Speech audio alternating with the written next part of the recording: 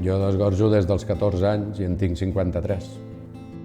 Sí, desgorjar és una cosa que per mi ha estat fàcil perquè la vaig aprendre del meu pare i a partir d'aquí el que em van ensenyar a fer és a fer-ho més de pressa.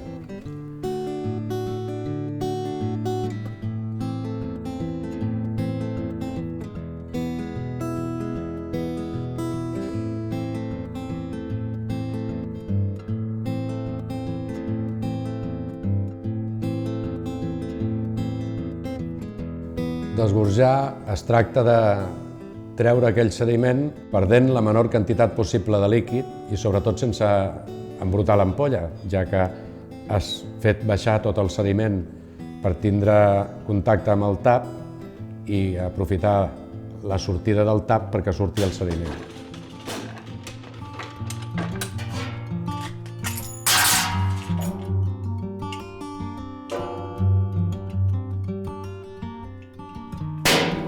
Els de l'anterior generació no tenien tanta pressa per desgorjar, desgorjaven 100-150 ampolles hora i actualment es desgorgen 250-300 ampolles hora.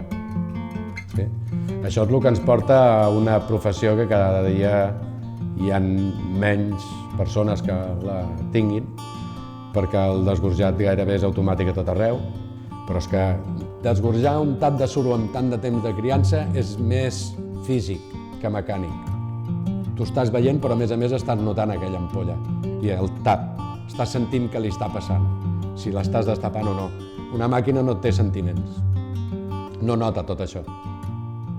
Fa una funció mecànica. Sí?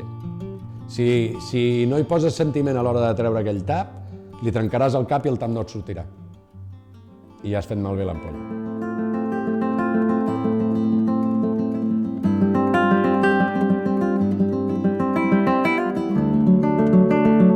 Això sempre s'haurà de continuar fent i llavors les noves generacions hauran d'adaptar-se a allò.